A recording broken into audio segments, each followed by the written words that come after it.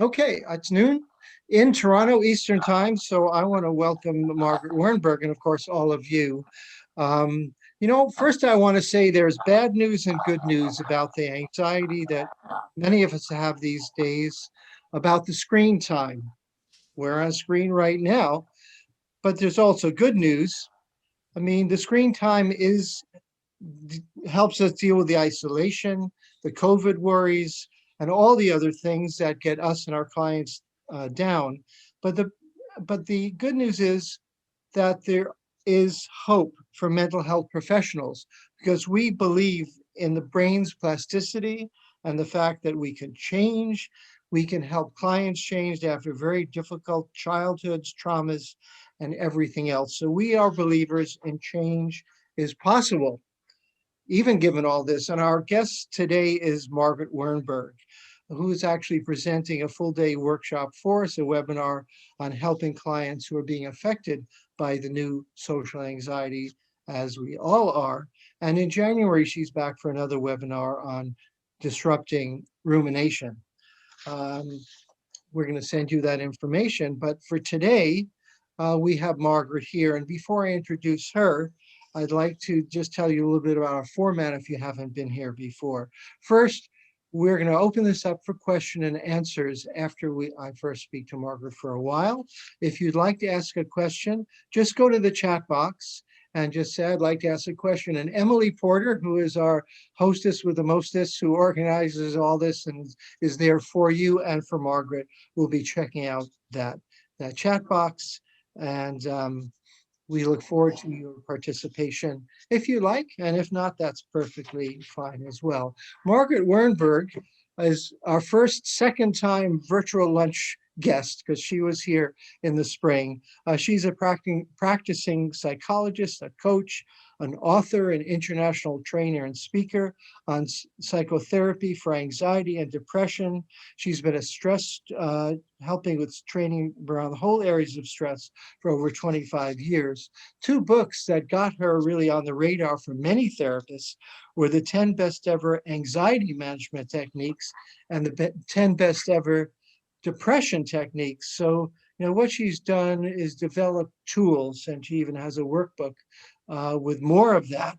And she's working on a book right now that'll be available as an ebook in January about anxiety, the pandemic, and aftermath, which I'm sure will be full of lots of useful stuff for everybody, including therapists. So Margaret, thank you very much for joining us again. I'm very happy to be with you, Michael. So my first question is, for people who don't know you, tell us a little, the question I often ask our guests is, what drew you to this field? The short answer is anxiety. That I certainly, my specialty in anxiety was a response actually to my own life and the things that I was conquering for myself. But I was drawn to this field really by something very different, which was in my very early years, graduating university with a degree basically in acting. I quickly found out that I chose the wrong career. Somebody else was already Meryl Streep. I did not have what she had. And I ended up working at a psych hospital for severely disturbed children. And it was an amazing place back in the days of Bruno Bettelheim and psychodynamic understanding of kids. And I had phenomenal training there. And I got very, very interested in how people develop. And of course, that fits very well with being interested in acting and characters and why people do what they do. And so I went on and got a master's degree in counseling and began to work in the field of addictions for a while and eventually got a doctorate because during those years, I was really understanding the impact of trauma changing people's lives. And what I discovered is every single client has anxiety, and many of them also have depression, if not severe depression, and that there wasn't, for me, a lot of tools. So what do you do when someone's sitting in front of you having a panic attack? And I began to really, really focus on that. No secret, I suffered panic attacks from very small age. And so I was curious, could I fix my own as well if I figured this out? And eventually I did. And I realized that therapists may be terrific at dealing with underlying issues, but they needed tools. And so I started developing a list of techniques that help my clients just to manage and eventually conquer their anxiety. That's the long version. Mm-hmm. And you've carried on writing and also seeing people in private practice still. Yes. Yes, I still do. Um, Now, a few years ago, you said to me when I was organizing workshops in Toronto, when you actually came here in the old days when people met in big rooms, not on screens, you said you're interested in this new social anxiety, how people are getting caught up, and you thought it was a problem. So you were a little bit ahead of your time. So how did you initially get interested in this topic? I got interested because I deal quite a lot with people who have social anxiety, separate from the issue of social media. But I began to see how hard it was for many of my clients to deal with their anxiety about text messaging and communicating by texting, the sadness, upset, anger, envy, distress they would feel looking at Facebook, and the escalation of what appeared to me to be lack of social skills or interference with the development of good social skills by spending so much time communicating electronically instead of face to face. So I decided I need to learn more about the impact, both neurobiologically, and I was starting to get some people who I suspected had video game addiction. And I wanted to understand it. So I started reading about it. And that was probably 5 years ago that I gave it serious attention. And so you started that 5 years ago and you saw that it was a problem. I think it's one of the most discussed topics these days everywhere in the media. There are a lot of conversations, new books coming out all the time about what the effects of social media are on people and being on the internet all the time. So what change do you see from when you started that book to now when everyone is on the screen all the time? You know, some interesting developments really, and some up-to-date research. There's actually like this little back and forth between some of the major researchers about the damage that social media causes, the electronic media, and that's separate from intensity of video gaming. Let me just put that on a parenthetical hold, because video gaming really affects the brain differently than social media communication. The research was looking like kids who were in great shape and socially connected really did okay with social media. It enhanced their feeling of being connected. But for kids who were anxious or depressed, had poor social skills, had maybe on the autism spectrum, which is now like 1 in 55 kids, that social media was really interfering with development of social skills. There's a little fine tuning. Well, since we're all on screens, what we're beginning to find is that adolescents are developing, first of all, a new craving for face-to-face contact. And so they're wanting to walk away from electronics in favor of being social because they are big on social engagement. But another interesting thing is also happening is that because we've been so much more in our homes and families are spending more time together, and this is true in the United States, I'm guessing since Canada is very similar demographically, it's the same, that adolescents are getting way more sleep. They are not on their electronics overnight nearly to the degree that they were. Because of more sleep, they are suffering less depression and they are spending more time with their families. So relationships within families are improving. And those adolescents who say, I spend more time with my family, are more likely to say that, or excuse me, are far less likely to say that they're feeling depressed or anxious. So we're seeing this pulling into the family, getting tired of being on screens, is kind of translating into some positive things. More sleep, more family time, more communication in the family, probably a little less depression and anxiety. Interesting. We'll see. That's survey information. We'll see how it gets supported by research. Yeah, and I know you're someone who really follows the research. So here's what I wonder about sometimes. 5 or more years ago, I would be reading columns or pieces in the newspaper, in the New York Times, that would say, get your kids, little kids, off their devices. They shouldn't be there. And I was kind of happy about it, because when I raised my kids, we had pretty strict television time. They Right. couldn't watch television, and they couldn't buy Game Boy and all that stuff. Now I am really a dinosaur, and I see kids who've been on devices for a long, long time, ever since they were 1 or 2 even, and it doesn't seem to be as harmful as I feared. What do you think about the pros and cons of small children, especially, and then as they grow on their devices, and what people should do or not do about it? Well, we have to look at different aspects of development, and what I have learned over these few years is we have to be more careful than I was at the beginning. We have to be a little bit more careful about sweeping generalizations. It seems that no matter which way the research swings, under the age of 2, screen time is not a good idea, except with the exception of video conferencing with people they know. And so, because that's contingent and congruent communication. What happens depends a lot on what the kids do, and you speak back to them. But other than that, some of the research says that children's brains before the age of 2 can't understand the concept of the screen and video. It may distract them and entertain them, and it's a, kind of something to look at. And they're going to reach for mommy's device and try to handle it because they're curious and adept. There was an interesting research study that said if you show children a video of handling toys and then expose them to the actual toy, they have not learned anything about the toy. Because the concept is different. But if you talk to them that you're looking at the screen, now you're looking through a window at somebody playing with the toy, they have the concept in their brain of what a window is, and they're more likely to know how to handle the toy. Is that a clear enough statement? Because I'm really summarizing a complicated study. And so we have to understand the issue of what does the child already understand, and can they use technology to help with that for more than just distraction.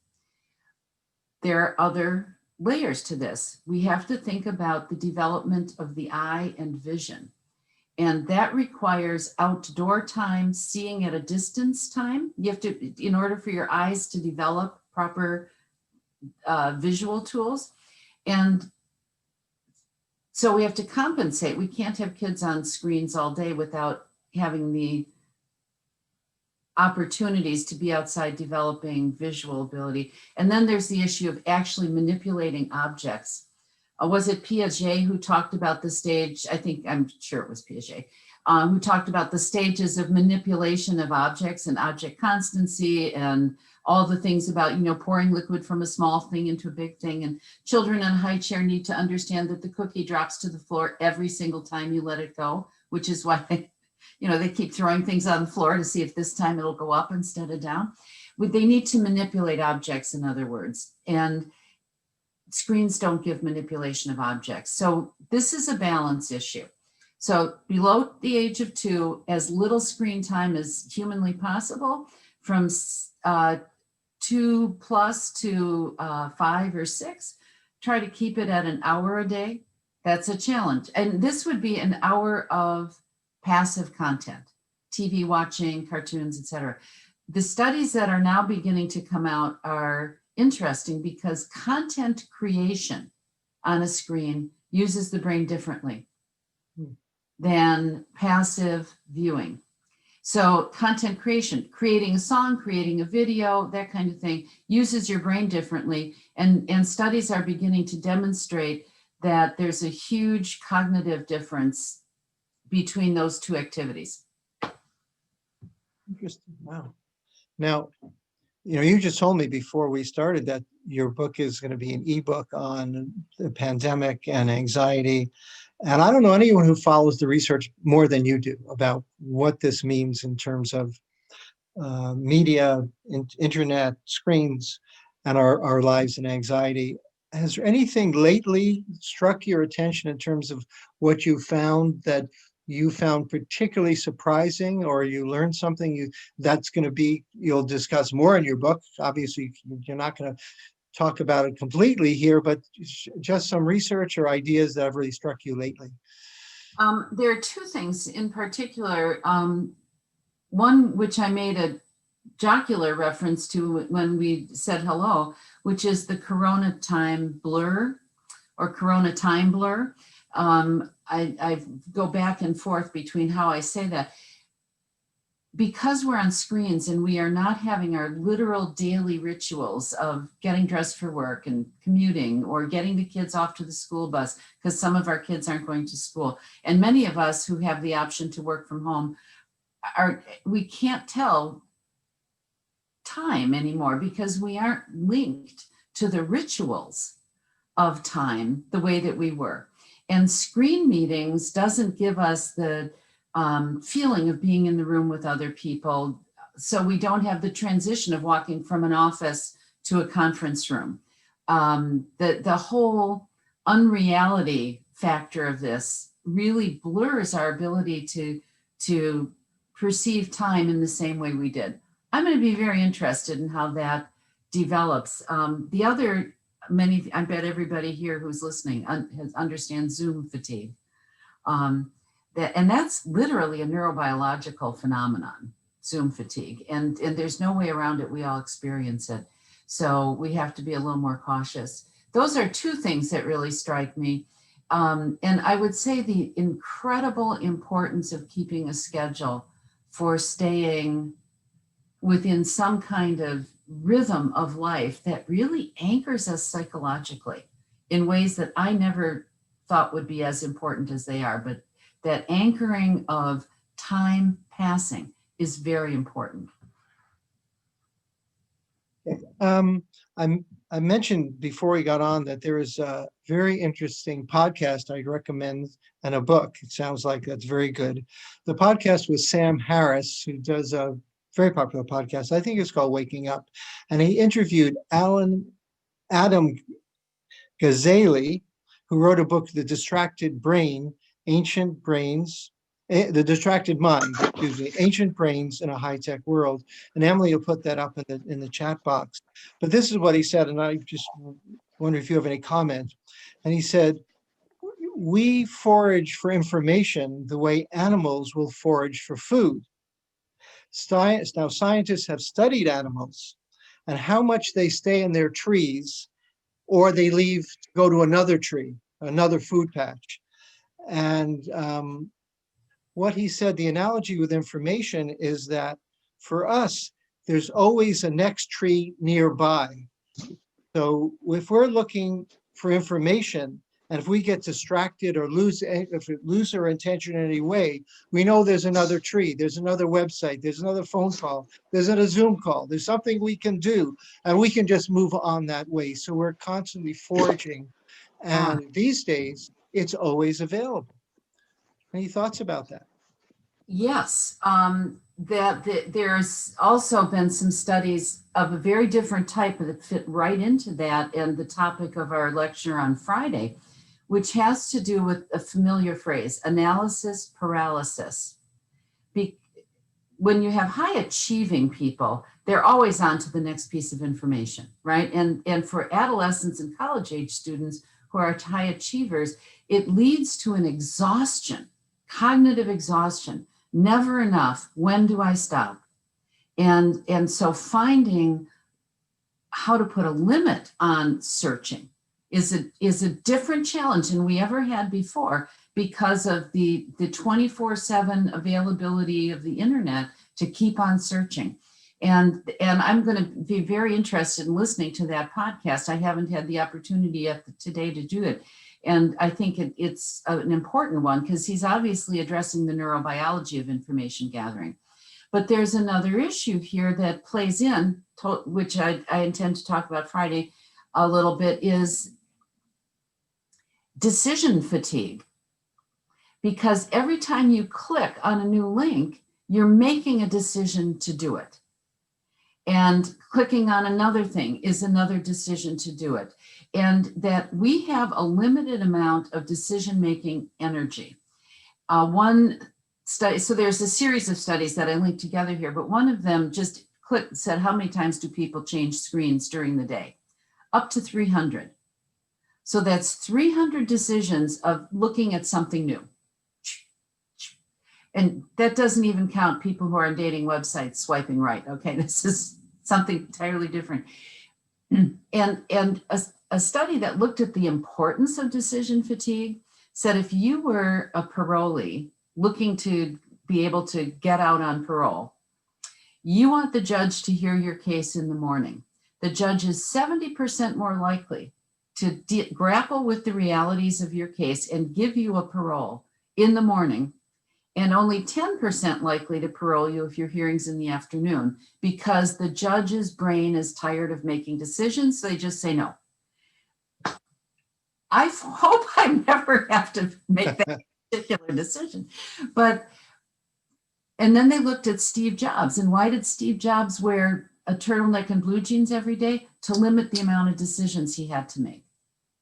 And that there's some reality about, now here I link it back to having a schedule with a routine, that you know what you're going to wear, you know what time you leave, you know what you eat for breakfast, etc.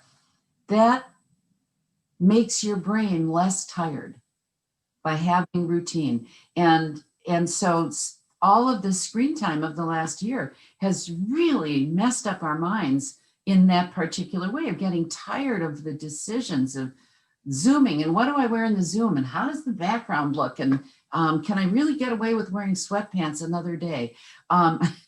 We have too many choices. And so anyway, social media, internet access has created the problem of decision fatigue, and the pandemic crisis has exacerbated it as far as I'm concerned. Wow. I have a couple more questions, then I'm going to open it up to the audience. You asked me a question, it's hard to make me stop talking. No, they're great answers. I appreciate them. I want to ask you a question about boredom. This is something I think about and I've read about is, we come from people who spend part of the time being bored in their lives for millions or hundreds of thousands of years, where they did what they did and then they sat there for a while without devices. What do you think the value of boredom is in it? And should we be promoting that in any way, or is it just a bad word?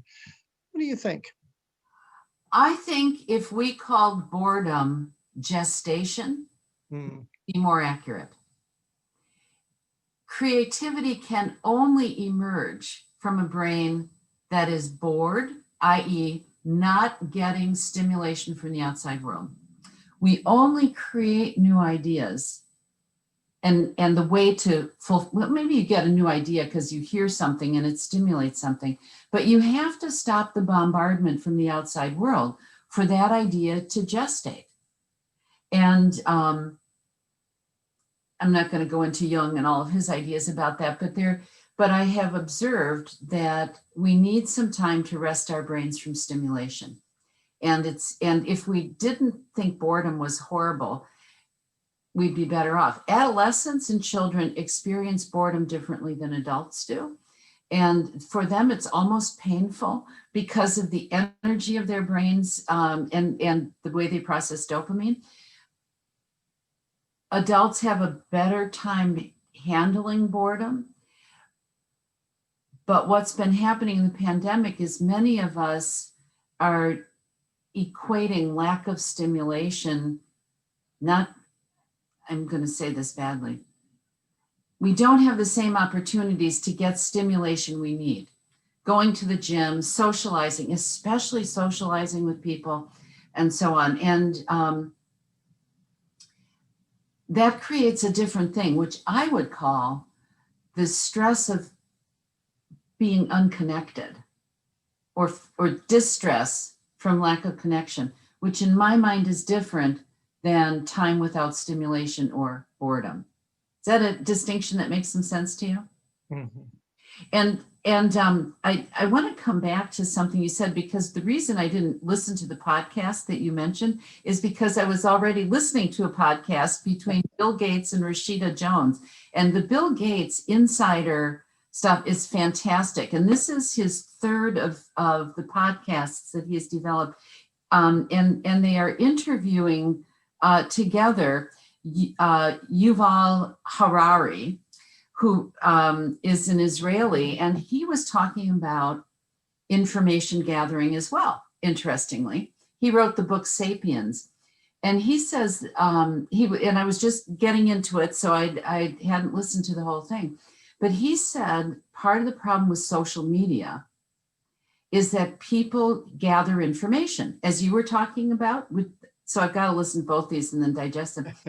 But what he said was so interesting, that we need information, we love information, but we're not all equipped to process complicated information.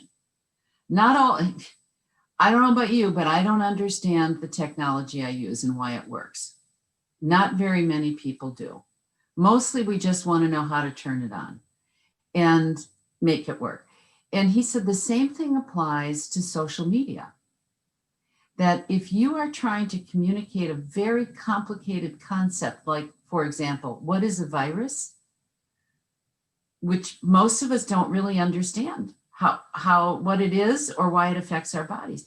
He said it's so much easier, instead of thinking about how does a virus emerge and how does it affect us and how does it spread, it's easier to believe a conspiracy theory that 2 billionaires are trying to rule the world and they created this in a lab. And it's easier to develop a conspiracy theory because it's a simple explanation, instead of one with many, many, many layers of complication. And that's where social media spreading of misinformation or deliberately disinformation is such a challenge for us. And I talk about that a little bit in the seminar of trying to curate information and the exhaustion that creates for us in our current world of being information gatherers. So I'm going to listen to the podcast you sent me as soon as I have a hour, and you can listen to Bill Gates and Rashida Jones. Great. And Emily will put that up in this chat line as well. People get all those links.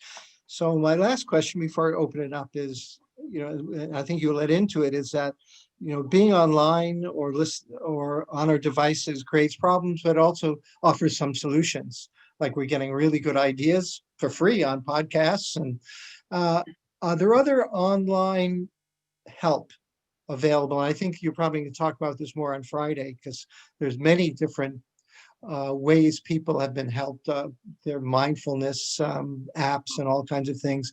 But a couple of suggestions you might have, and then I'll open it up for either questions or suggestions and ideas from people who have joined us today.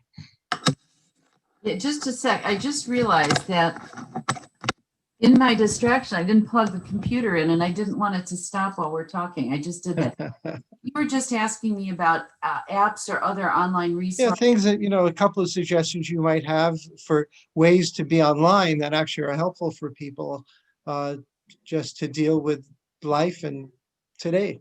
Yeah. One of the great advantages is entertainment. One of the things people who have anxiety and depression really need to do sometimes is get out of their own head. And so the options for entertainment are phenomenal. And I want people to use it wisely, to listen to music that lifts their spirits. And you don't have to go and buy a CD anymore. Who even does that anymore, right? So we have it at our disposal. A wide range of films as well. I love movies. I watch a lot of them, and I find movies suit different moods and different intellectual needs. So the sources of entertainment are quite available. I think apps have made mental health treatment easier, because I can ask my clients to every day listen to sleep stories on Calm, or practice yoga with children on Cosmic Kids YouTube, or do a guided imagery that they can follow on YouTube or with an app on the phone. And they can do it in between sessions every day. So technology is really supporting psychotherapy in really incredible ways. And I will mention a lot of apps during the day on Friday, but that's one of the ways I see that technology has been a real gift. another thing is, if I have a client who's really struggling, and I know it's important to that client to believe that somebody believes in them, I can send a text to that client in about 10 seconds every single day. And it costs me almost no energy. It costs me no money, but it makes such a huge difference that they know there's somebody out there supporting their hard work of managing anxiety or depression. So the technology has made communication faster, more efficient, and allows me to be supportive in a different way too. Well, here we are with this technology. And, one of the things that's been wonderful for us at Leading Edge is to connect with so many people in so many places around the world even. So now I'm going to open this up for people to have comments, questions, anything you'd like to add to the discussion. You can do that by either going to the chat line and just say, I'd like to say something, or the old-fashioned way, Emily will be watching. You can also go like this as a signal that you'd like to say something, and Emily will take over as a moderator. So Emily, do we have anyone online? Should also add the third option, which is that everyone does have a hand raising emoji. If they go to the participants list, underneath it, there's a raise hand button, and I can see those as well, but I also love to see hands waving. The first couple of comments have been for people wanting references or articles, both to the children age 2 to 6 with the toy play via the screen. If you had a reference or an article for that one. And then also more information on the analysis paralysis with high achievers. So I won't put you on the spot with those ones, but if you do have sources to cite for those, then we can include them with the follow-up email. We're doing a Q&A next week, aren't we? Your workshop's Friday. Yeah, your Q&A is next Friday. Yes, I have references, but I don't carry them in my brain, unfortunately. Okay. And I would be happy to provide them. So I can get them to you maybe on Friday, or you can check in on the Q&A next. Yeah, and whenever you have them, send them, and then Emily will send it out to this audience. Mm-hmm. Oh, okay. So they'll get it, and we'll just send the links out. So you don't have to do it now, but we can send it out whenever you're ready. And Emily, will you send me a note of what I'm supposed to look up? Thank you. Got it. Let's see. I see a lot of smiling faces. That person in? Yeah, I wonder if anyone's found any apps or anything that you find useful for yourself or with clients that are helping them deal with life today.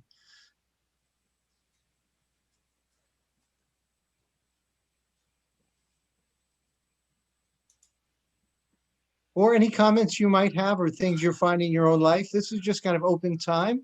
We have about 25 minutes. So, Mindy. Hi, Mindy. Let's get you unmuted. Okay. Hi, everybody. And thank you, Margaret, or Peg. What do we call you? You know what? I know for years that I was working with, I've been called Peg, which is what most people call me. In the recent several years that I have books published, it's been easier and easier to go by Margaret, just because that's what it says. So you call me Peg, I answer to it. Okay, I remember last time when we were on a call together. So I guess one of the other apps that I like, and I like a lot of them, but also another thing of overload, is I like the Insight Timer. The Insight Timer is a free app, and it's got, I use it when I meditate because it's just a timer. So it's not, it doesn't have to be guided, but they have thousands of free guided from 5 minutes. So it's a good free app. I think it's really good. Insight Timer. And it's funny that you said that, because Margaret also just posted in the chat, Insight Timer app is my place to go.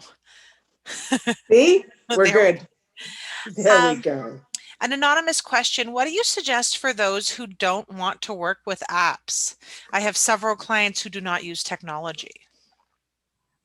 Okay, so one of my first queries about that would be the age of that client, because I'm guessing that you're working with clients who are probably not in the adolescent or millennial age group. I'd never make anybody use an app. And all of the techniques that I originally developed for anxiety management existed pre-app and pre-internet.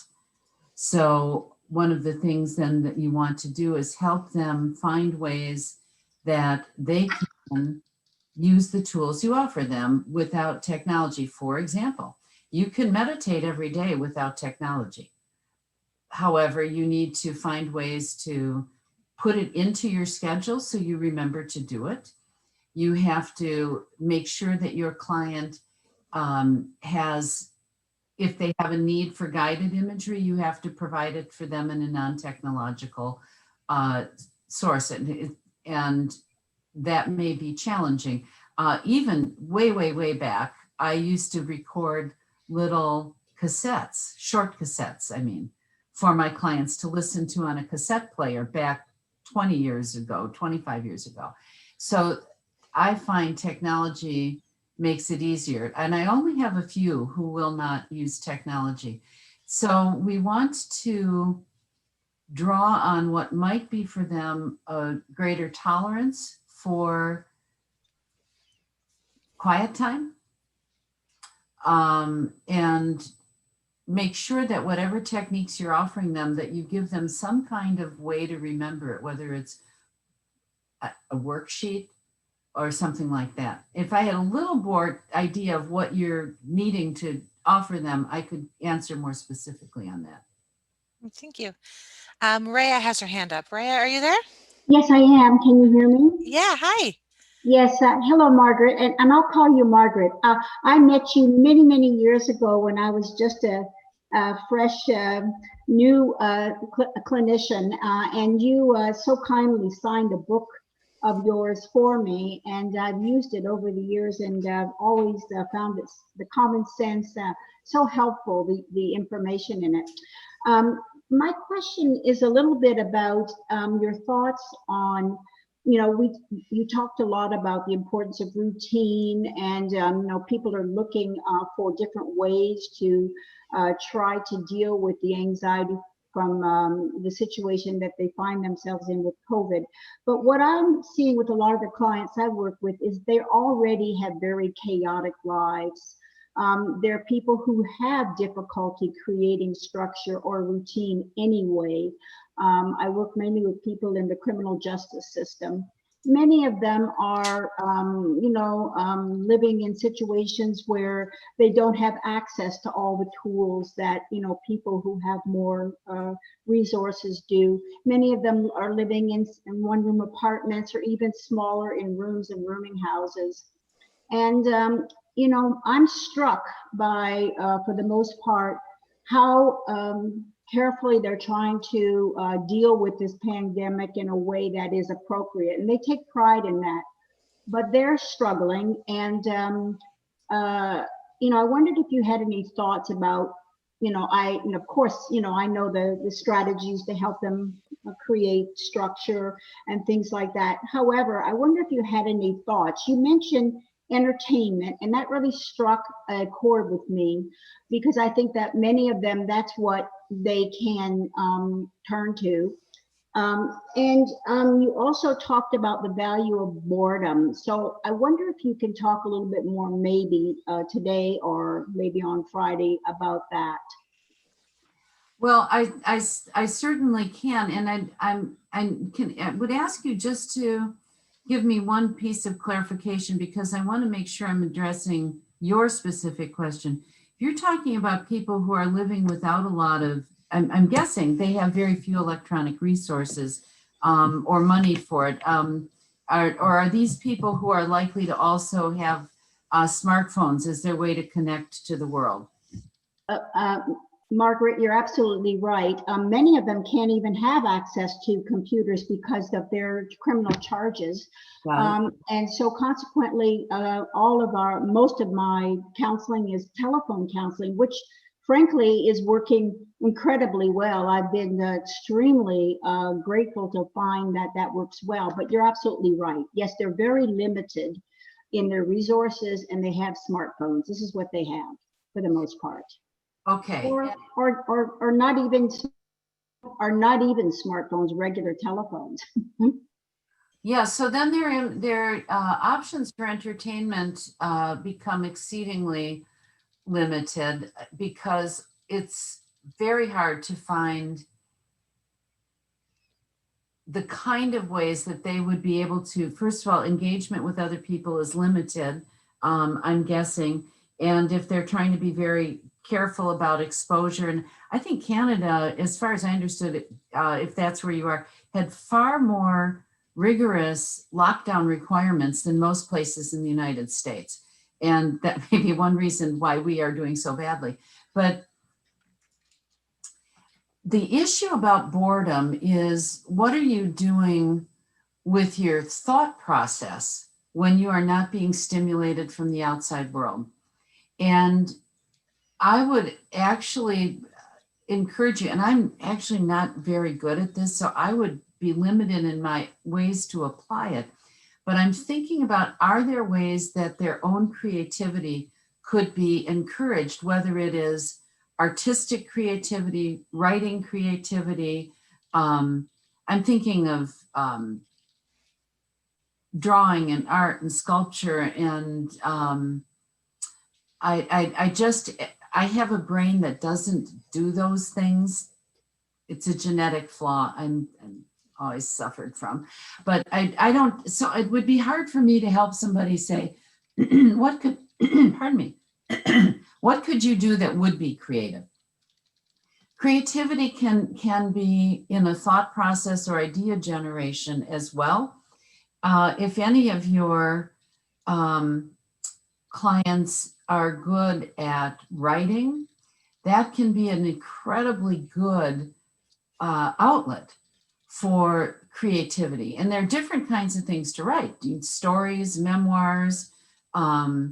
You can write down observations of the world, journaling, but journaling can be directed, not necessarily towards self-reflection, but it could be directed towards the outside world, going out and having an observation of the world and then writing about it.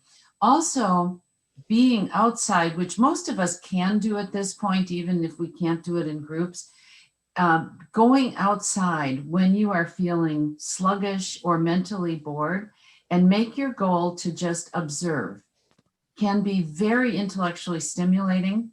And it has the added advantage of raising your energy level. If you're feeling depressed, using your body raises your energy. It doesn't decrease it. And it also helps us remember we're connected to the world. I don't know if I exactly have addressed what you're interested in, but those were just some off the top of my head ideas. You've certainly given me some things to think about, you know, I'm struck by the idea that, you know, if we think about it not having a finish line, like in effect, we don't really know when these things will end. So rather than thinking about it as something where there's a finish line, to think about it as just a day-to-day piece, and to look at what generally a person may have with inside themselves that they can rely on. So you're right, many of my clients do have little passions like writing or music generation, or even cooking, or making leather goods, or different kinds of pieces that probably they could expand on. So thank you very much for your thoughts on that. I know I put you on the spot a little bit, but it's just been on my mind. So I appreciate you taking the time to address it. And I just saw a message from KM pop up, and she has obviously got a creative gene that I do not. So take a look at her comment in the chat. Okay. We had an anonymous question. Can you comment on youth who connect on social media and engage in self-harm or suicidal behavior? I am not sure what the connection is, whether the social media is prompting self-harm. If you could ask that person to clarify, or anonymous is probably hearing me. I'm not sure what connection you're drawing or implying, and it would help me to know. We'll come back to that one. How about decision making related to the pandemic itself? With public health knowledge evolving so gradually, anxious clients have a whole new set of decisions to make about their daily life: masks, shopping, restaurants, gatherings, etc. I'm so tired of making those decisions. What I try to tell my clients about this is, you already have the advantage of common sense, your own. You have to remember some basic facts. The vast majority, don't know the exact percentage, but it's up there in the 90s or more, of people who get sick don't get that sick, and only a tiny percentage die. So it is not like a decision to go to Starbucks is indeed life or death. However, many of my anxious clients feel like every decision they make, am I going to walk into the restaurant, or do I have to wipe down the carry-out food container to make sure I don't get germs on it? I want to talk about the concept with individual clients as they are applying it, of the concept of necessary and sufficient exposure to the virus. And this is more when it morphs into health anxiety or how safe am I anxiety.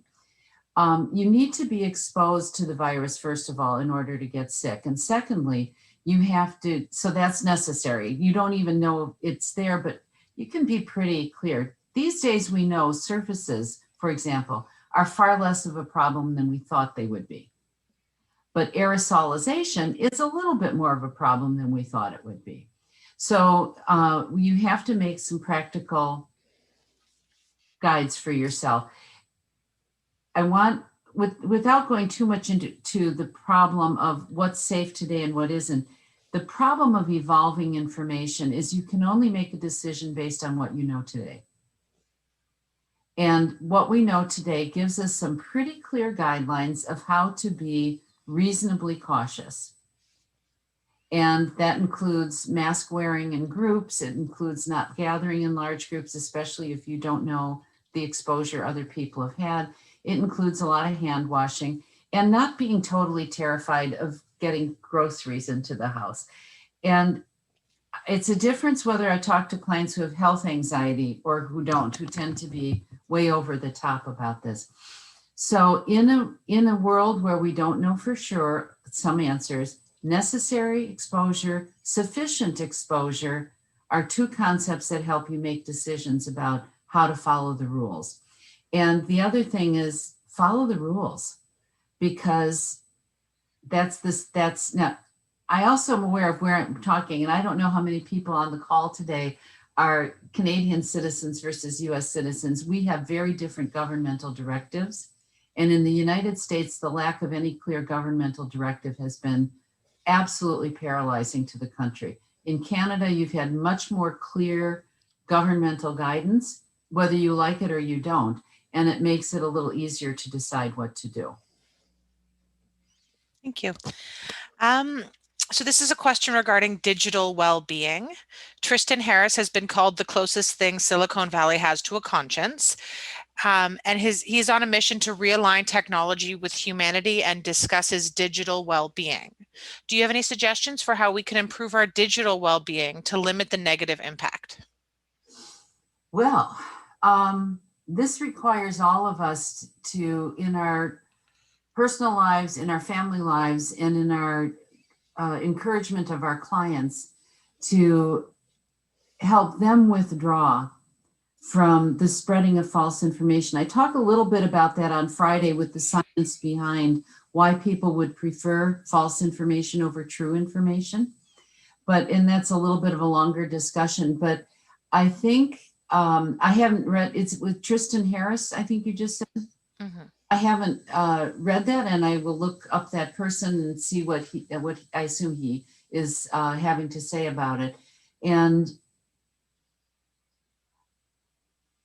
the hardest thing that I think, and I'll talk about actually some ideas, I'm sorry, my mind is 3 different things at once, and I find that makes it difficult to speak. When I'm thinking about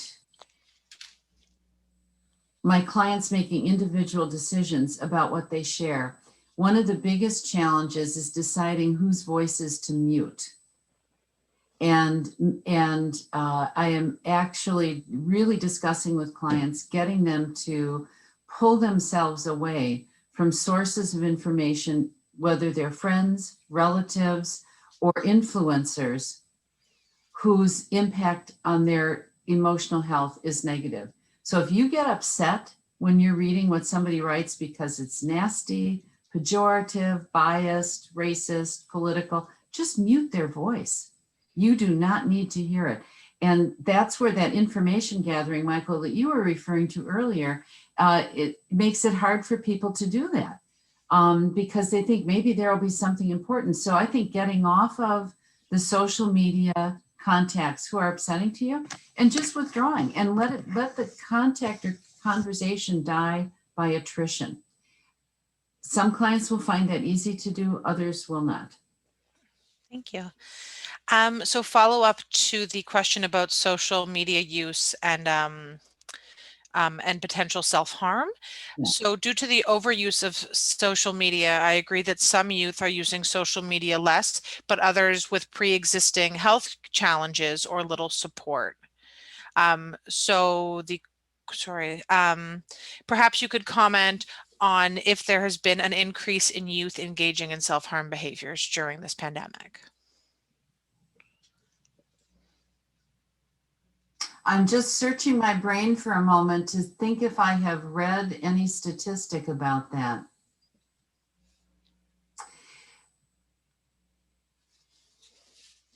Rates of suicide have increased since the pandemic. Depression and anxiety has escalated exponentially since the pandemic. I don't know specifically about self-injury. Now, suicide is the ultimate self-injury, okay? But I am guessing, and I will search to see if I can find something better than my guess. But based on things that I have read in the research, it is isolation that is far more the cause than social media of increased rates of depression and suicidality, rather than use of social media. And I don't know how that plays a role in things like cutting as self-injury. But if you look at rates of addiction, those are also becoming more problematic. That's a different kind of self-harm. So my basic answer is, I don't know. I'm guessing that isolation, based on what I've read so far, that isolation is far more related to incidences of self-harm, suicide, and addiction than is the use of social media during this time. And that's the best I can do. And I'm sorry I don't have more for you on that. Thank you.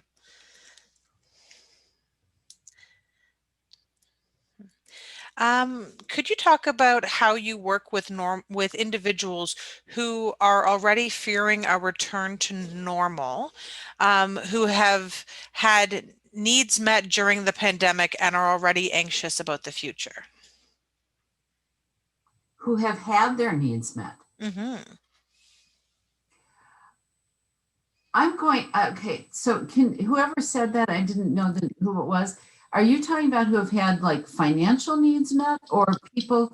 I'm wondering if you're talking about people who have autism spectrum or social anxiety disorder, rather than. Hi, Brenda.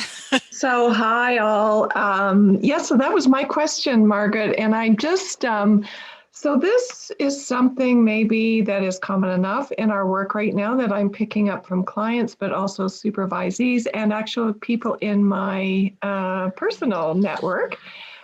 People who are settling into this life of being connected to family, being connected to spaces in different ways, not commuting, not having to come up with excuses to not go to parties.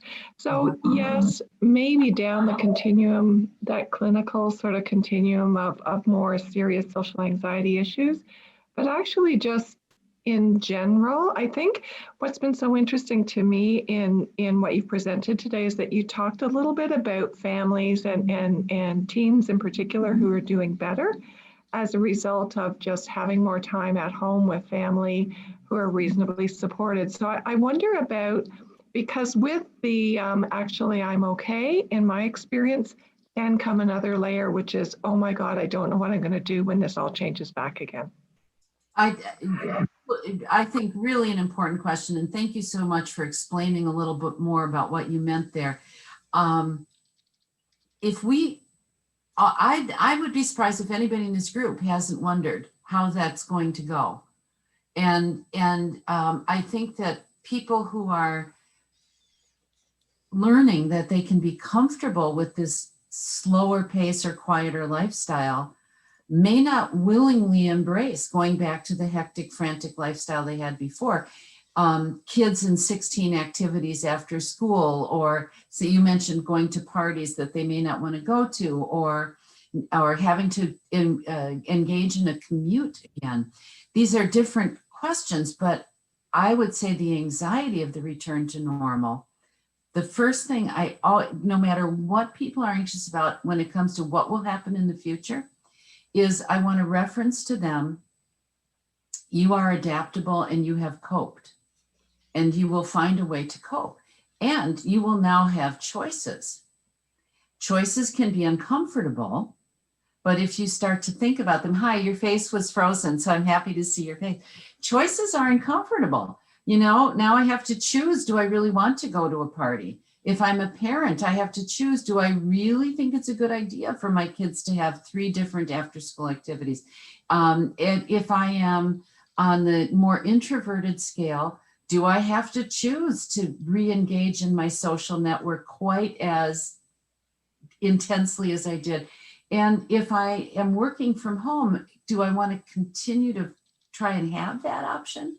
Some people are looking at the issue of commuting and saying, maybe what we ought to do is consider far more staggered work times for people, so there isn't a rush hour issue, and reclaim what people have loved about not commuting is how much more time they have, time to exercise or meditate. And so depending on which direction the anxiety goes, I'm first going to say you will have a choice. And you don't have to make it like from today to the next day, because return to normal will be gradual. So let's first of all not get freaked out that you'll wake up tomorrow and someone will say change your life overnight. That's not going to happen. The second thing I would say is let's talk about what you have valued. And I have been talking lately to people a lot about what do you value? How does it drive your decision making? I don't know why that's been a theme lately in my conversations with people. I would say, let's look at what you value right now and make this very conscious and intentional to you, so that every decision you make will be based on what you value about this time that you've had. And that will reduce the anxiety, because I think what people fear is being pushed without a choice, and that they won't maintain access to their common sense. Thank you, Marty, for your comment that just popped up on my screen. But anyway, Brenda, I hope that answered you. I think it's a really important conversation. We're going to start having that more frequently, I think probably after the holiday season. It's going to, as the vaccine. So I just heard on the news this morning, the UK is starting the vaccine process. So we'll start to get some feedback about whether it's working. And as we move through the spring, people are going to have that question more and more often. It's a nice way to end. I just want to say a few things before we close and open up the mics for people to say goodbye. In terms of some things that are coming up, in terms of connecting, we love this format, and we have free things and paid things. So the free thing coming up next, we're going to do on December 28th, after Christmas. We decided to have a town hall where everyone can get together. You know, probably a nice thing to do just to kind of chat among ourselves. That's December 28th. This Friday, Margaret Wehrenberg is doing the full 6-hour time program on this topic that we've discussed today. But the good thing is That's a long time to be in a screen. You could sign up and come to some of it, come to none of it. You get the link afterwards anyways. And we're going to have a lunch break, but that's this Friday. And then in a couple of weeks on December 15th, we're going to have Francois Mathieu, who's really Canada's leading expert on what's been called secondary trauma, moral distress, empathic strain, compassion fatigue, lots of names for how we as helpers get worn out, especially now with this variation of Zoom worn out and fatigue. So she's doing a 3-hour webinar on that. We'll always keep you informed of what we're doing. We really appreciate this format. We really appreciate you coming on the screen, Margaret Wehrenberg. And as we always do, we open up all the mics. It's time to say goodbye and thank you. Whatever else you want to say, that's how we're going to end today. Well, thank you very, very much. Thank you, everyone.